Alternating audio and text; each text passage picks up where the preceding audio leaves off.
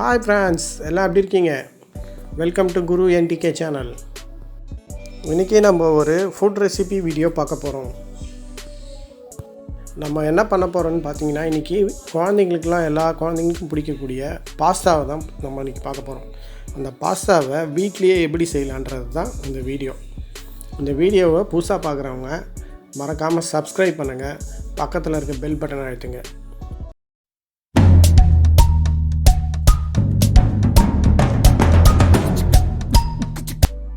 வணக்கம். நம்ம இன்றைக்கி சீஸ் பாஸ்தா தான் செய்ய போகிறோம். சீஸ் பாஸ்தா செய்கிறதுக்கு முன்னாடி ஃபஸ்ட்டு நம்ம எத்தனை பேருக்கு செய்ய போகிறோன்றதை நம்ம ஃபஸ்ட்டு நோட் பண்ணிக்கணும். அப்புறம் பார்த்திங்கன்னா எவ்வளோ அளவு. இந்த பாஸ்தா பேக்கெட் பின்னாடியே பார்த்திங்கன்னா ஹவு டு பாயில் பாஸ்தான்னு போட்டிருக்கு. அந்த பாஸ்தா எப்படி செய்யணுன்றதை அவங்க போட்டிருக்காங்க. நம்ம இன்றைக்கி பார்த்திங்கன்னா மைக்ரோ ஓவனில் தான் செய்ய போகிறோம். ஃபஸ்ட்டு பார்த்திங்கன்னா ஒரு காலி பவுல் எடுத்துங்க. இந்த பவுலில் பார்த்திங்கன்னா வாட்டர் ஆட் பண்ணுங்கள். உங்களுக்கு எவ்வளோ நீங்கள் பாஸ்தா செய்ய போகிறீங்களோ அதுக்கேற்ற மாதிரி பவுல் எடுத்து அந்த சைஸ்க்கு வாட்டரை ஃபில் பண்ணிங்க. நாங்கள் பார்த்திங்கன்னா 4 பேருக்கு செய்கிறோம், 4 மெம்பர்ஸ்க்கு. இப்போ பார்த்திங்கன்னா என்னென்ன தேவையான பொருள்னு சொல்லிட்டு நான் உங்களுக்கு சொல்கிறேன். தேவையான பொருட்கள் பார்த்திங்கன்னா பட்டரு, அப்புறம் பார்த்திங்கன்னா ஒரு 2 கப்பு மில்க்கு, அப்புறம் பார்த்திங்கன்னா சீஸு ஒரு ஸ்லைஸு, 2.5 ஸ்பூனு மைதா மாவு, 2 ஆனியனு மீடியம் சைஸு, கேப்சிகம். இப்போ பவுலில் நம்ம ஊற்றி வச்ச தண்ணியை பார்த்திங்கன்னா நம்ம கொதிக்க வைக்கணும். இப்போது நீங்கள் ஸ்டவ்வில் செய்கிற மாதிரி இருந்தால் ஸ்டவ்வில் கொதிக்க வைங்க. இப்போ நம்ம ஓவனில் செய்கிறனால நான் ஓவனில் கொதிக்க வைக்க போகிறேன். ஓவனை ஆன் பண்ணி உள்ளே வைக்கிறேன். இந்த ஓவனில் பார்த்திங்கன்னா நான் ஒரு 5 மினிட்ஸு செட் பண்ண போகிறோம்.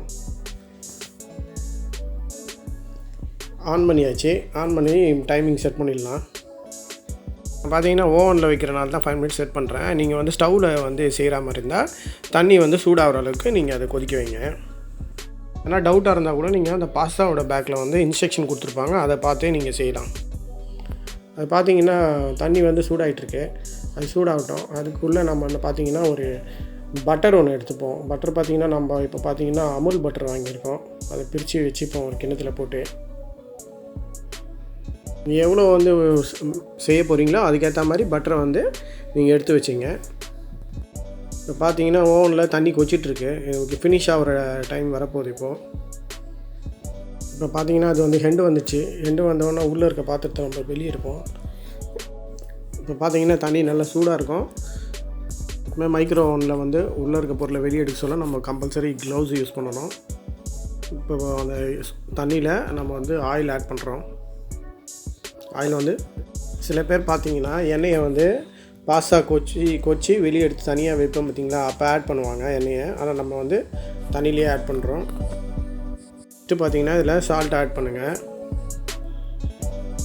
சால்ட்டு ஆட் பண்ணி முடிச்சதுக்கப்புறம் பார்த்திங்கன்னா ஆல்ரெடி பிரித்து வச்சுருந்த பாஸ்தாவை இதில் ஆட் பண்ணுறோம். பாஸ்தாவை நீங்கள் ஆட் பண்ணுறப்போ எவ்வளோ உங்களுக்கு தேவையோ அதுக்கேற்ற மாதிரி பார்த்து ஆட் பண்ணுங்கள். இப்போ நாங்கள் செய்கிறது பார்த்திங்கன்னா 4 மெம்பர்ஸ்க்கு ஏற்ற மாதிரி நான் ஆட் பண்ணியிருக்கோம். அதில் உங்களுக்கு எவ்வளோ தேவையோ அதுக்கேற்ற மாதிரி நீங்கள் ஆட் பண்ணிக்கலாம். ஆல்ரெடி சூடு பண்ண தண்ணியில் தான் நம்ம பாஸ்தாவை போட்டிருக்கோம். இப்போ பாஸ்தா போட்டதுக்கப்புறம் திருப்பி பாஸ்தா வேகணும் இல்லையா, அதனால் பாஸ்தாவையும் திருப்பியும் சேர்த்து நீங்கள் ரீஹீட் பண்ணணும். திருப்பியும் பார்த்திங்கன்னா உள்ளே வச்சுட்டு அது ஒரு 7 மினிட்ஸு இல்லைனா 6 மினிட்ஸு எவ்வளோ நம்ம வைக்கிறோமோ அதுக்கேற்ற மாதிரி அட்ஜஸ்ட் பண்ணி திருப்பியும் அதை கொதிக்க வைக்கணும். நல்லா கொதிச்சிட்டு இருக்கட்டும். அது நான் செட் பண்ணுறது பார்த்திங்கன்னா 7 மினிட்ஸு. நீங்கள் எவ்வளோ பாஸ்தா வைக்கிறீங்களோ அதுக்கேற்ற மாதிரி நீங்கள் இன்க்ரீஸ் பண்ணுறதோ குறைக்கிறதோ பண்ணிங்க. பாஸ்தா எந்த அளவுக்கு வெந்திருக்கோ அதுதான் உங்களுக்கு முக்கியம். பாஸ்தா பண்ணால் குக் ஆகிட்டுருக்கு. அடுத்தது நம்ம காய்கறிங்களை ரெடி பண்ணி வேக வச்சிடலாம்.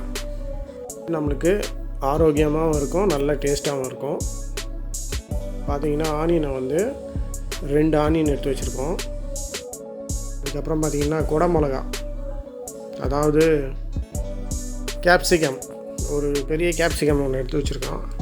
இந்த கேப்சிகமை பார்த்திங்கன்னா இப்போ நம்ம பீஸாக கட் பண்ணிடுவோம் மொத்தமாக. இல்லாமல் நீங்கள் எக்ஸ்ட்ரா வெஜிடபிளும் ஆட் பண்ணிக்கலாம். உங்களுக்கு எது பிடிக்குமோ, தக்காளி ஆட் பண்ணலாம், பச்சை பட்டாணி ஆட் பண்ணலாம், கேரட்டாக கூட சில பேர் ஆட் பண்ணுவாங்க. உங்களுக்கு என்ன பிடிக்குமோ அதுக்கேற்ற மாதிரி நீங்கள் ஆட் பண்ணிங்க. ஆனியனை எடுத்து தோலெல்லாம் ஃபுல்லாக உரிச்சிட்டு அதையும் ஆனியனையும் கட் பண்ணி வச்சிடலாம். நம்ம அதையும் நல்லா சின்ன சின்ன பீஸாக கட் பண்ணிங்க.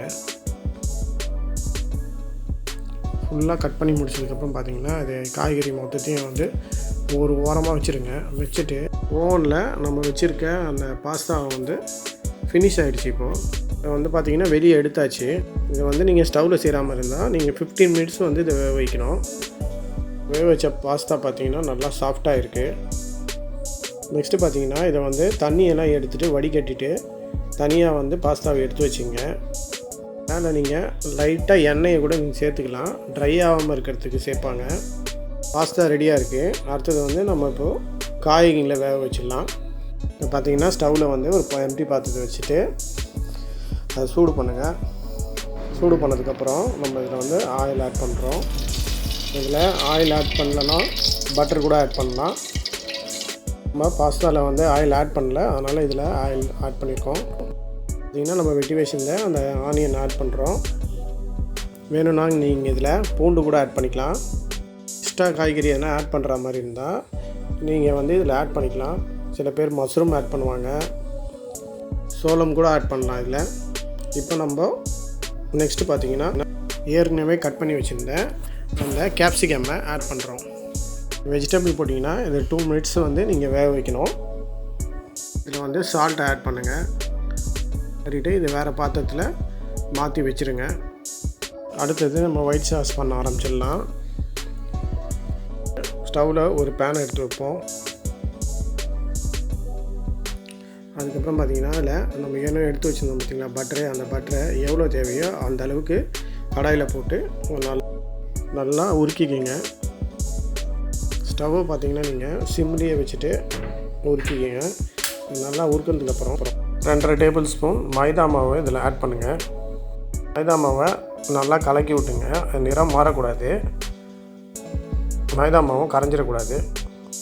இந்த மாவோட பச்சை வாசனை மாறினதுக்கப்புறம் இதில் 2.5 கப்பு பாலை ஆட் பண்ணிங்க. பால் நல்லா கொதிக்க விடுங்க. பால் நல்லா கொதிச்சதுக்கப்புறம் கொஞ்சம் கெட்டியாகும். பால் நல்லா கெட்டியாகிற வரைக்கும் அதை வந்து ஸ்டவ்லையே இருக்கட்டும். பார்த்திங்கன்னா இப்போது பாலை வந்து மொத்தமாக ஊற்றாமல் கொஞ்சம் கொஞ்சமாக ஊற்றி அதை கெட்டியாகிட்டே இருக்கும். பால் நல்லா கெட்டியானதுக்கப்புறம் இதில் வந்து நம்ம சில பொருளை ஆட் பண்ண போகிறோம்.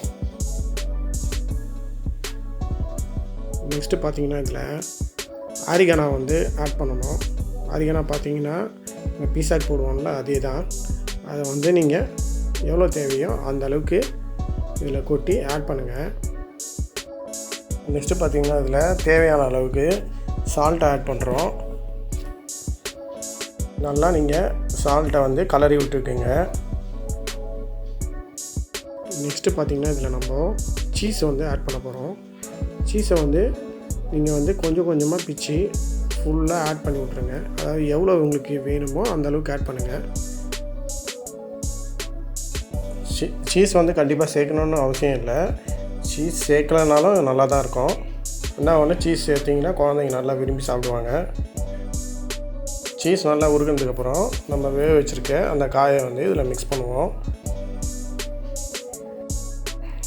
பார்த்திங்கன்னா காய்கறிலாம் நல்லா மிக்ஸ் பண்ணதுக்கப்புறம் நெக்ஸ்ட்டு நம்ம இதில் இன்னும் எடுத்து வச்சுருக்க பாஸ்தாவை வந்து ஆட் பண்ண போகிறோம். கடைசியாக பார்த்திங்கன்னா இதில் நீங்கள் சில்லி ஃப்ளெக்ஸ் கூட சேர்த்துக்கலாம். நீங்கள் நம்ம எடுத்து வச்சுருந்த மொத்த பாஸ்தாவையும் இதில் ஆட் பண்ணிவிட்டு நல்லா கலரி விட்டுக்கலாம். உங்களுக்கு இதில் மிளகு தேவைனாலும் மிளகு கூட ஆட் பண்ணிக்கலாம். நீங்கள் இந்த பாஸ்தாவை பார்த்திங்கன்னா நீங்கள் நல்லா ஃபுல்லாக வந்து நல்லா கலரி விடுங்க. எல்லாத்தையும் சேர்த்துட்டு நல்லா கலந்துட்டிங்கன்னா உங்களுக்கு வந்து சூப்பரான பாஸ்தா ரெடி. இப்போ பார்த்திங்கன்னா உங்களுக்கு ஒயிட் சாஸ் பாஸ்தா ரெடி ஆகிடுச்சு. இப்போ லைட்டாக ஒரு கொதி வந்ததுக்கப்புறம் நம்ம ஸ்டவ் ஆஃப் பண்ணிடலாம். இப்போ நம்மளோட சுவையான ஒயிட் சாஸ் பாஸ்தா ரெடி ஆகிடுச்சு. பாருங்கள் எவ்வளோ நல்லா க்ரீமியாக இருக்குன்ட்டு. இது நம்ம நைட் டின்னருக்கு இல்லை ஆஃபீஸ் கூட எடுத்துகிட்டு போகலாம். நீங்களும் இதே மாதிரி உங்கள் வீட்டில் கண்டிப்பாக இதே மாதிரி செஞ்சு பாருங்கள். இந்த வீடியோ உங்களுக்கு பிடிச்சிருந்தா குரு NTK சேனலுக்கு சப்ஸ்கிரைப் பண்ணுங்கள்.